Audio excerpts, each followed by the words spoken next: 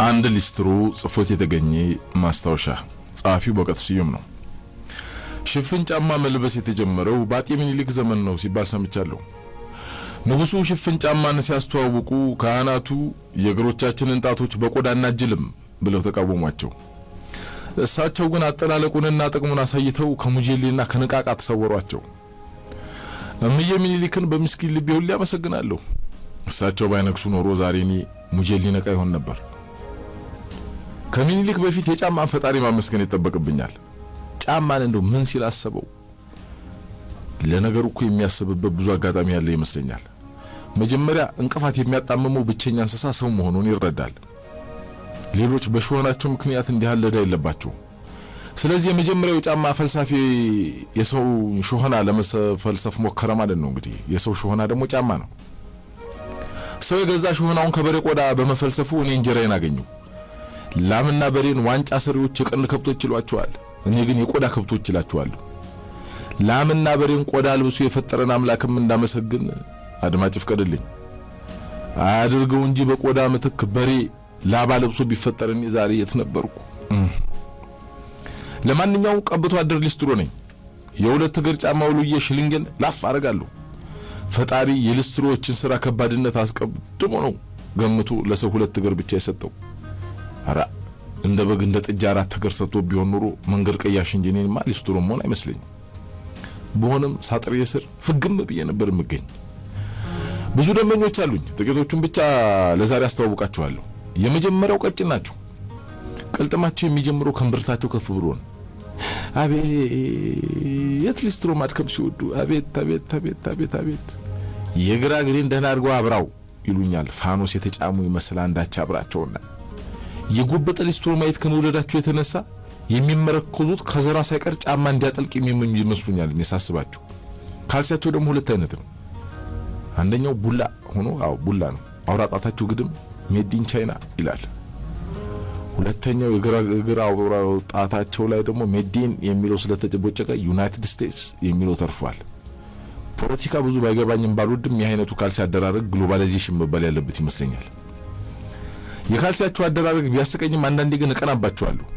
እኔም ቻይናና አሜሪካን በጀለፋ ምግሪ እንደው ምርግጥ ያምረኛል። አንዳንዴ ጫማቸውን ሶሎልቡል በከዘራቸው እየጠቆሙ ተረከዙን ደህና አድርገህ አብራው ፈትግልኝ ይሉኛል።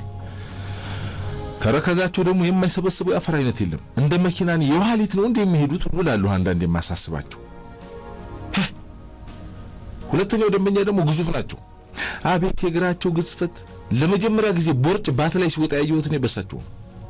እግራቸውን ሳጥኔ ላይ የሚያስቀምጡትም እንደውም ምድሪቱን ለማሳረፍ ይመስለኛል። ኩምቢ ባይኖረውም ጫማቸው ከመተከል ዝሆን እንደተሰራን ያልጠራጠር። መጀመሪያ ያየሁት ቀን ጌታዬ እኔ እኮ የጫማ እንጂ ግድግዳ ቀለም አልያዝኩም ልላቸው ፈልጌ ነበር። ግን ያ ወጠምሻ ቀኝ እግራቸው ለእርምጃ እንጂ ለካልቾ እንደማይዘገይ ስለገመትኩ ጭጭ የሳቸውን ጫማ ከሞልወል ባቄላ በክካት ይከላል።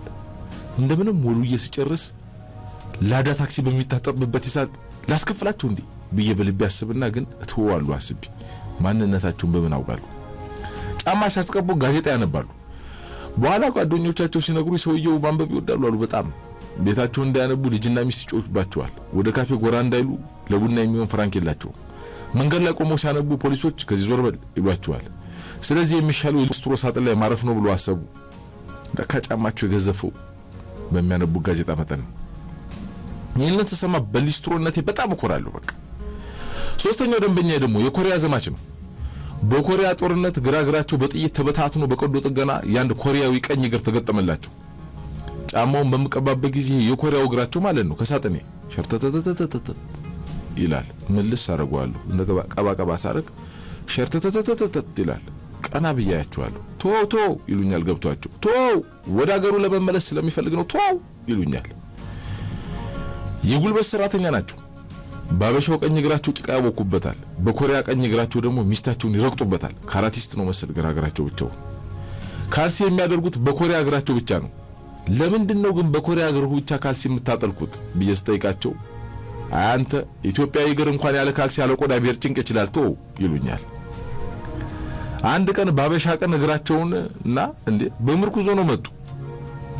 አረበል በልዛሬ በስሙኒ ግማሽ ጫማ ተቀባለህ አሉኝ። ያ የኮሪያ እግራቸው ሄዷል። የኮሪያ ቀኝ እግራቸው የት እንደሄደ በጠይቃቸው ተዋንተው ኮሪያ አሁን ባለው የኢትዮጵያ ተጨባጭ ሁኔታ ስለተደሰተች ንብረቶቿን ይበልጥ አሻሽላ ለመስጠት ስለፈለገች የኔንም ቀኝ እግር አብራ ጠየቀች። አፈሩን አራግፌ ሰጠዋት። ትመለስልኛል አይዞህ ተመለሰዋለች አሉኝ። ቀጣዩ ደንበኛዬ ደግሞ ፖሊስ ነው።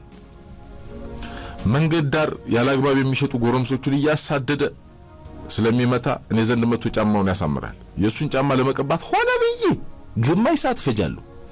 በግማሽ ሰዓት ውስጥ ብዙዎቹ ከመሰደድ ይድናሉ ብዬ ስለማስብ ነው በደሃ ልቤ። ለማንኛውም ለጫማ አሳማሪዎች በዓሉ ግርግር ስለሚፈጥርላችሁ እንኳን አደረሳችሁ ይቅናችሁ።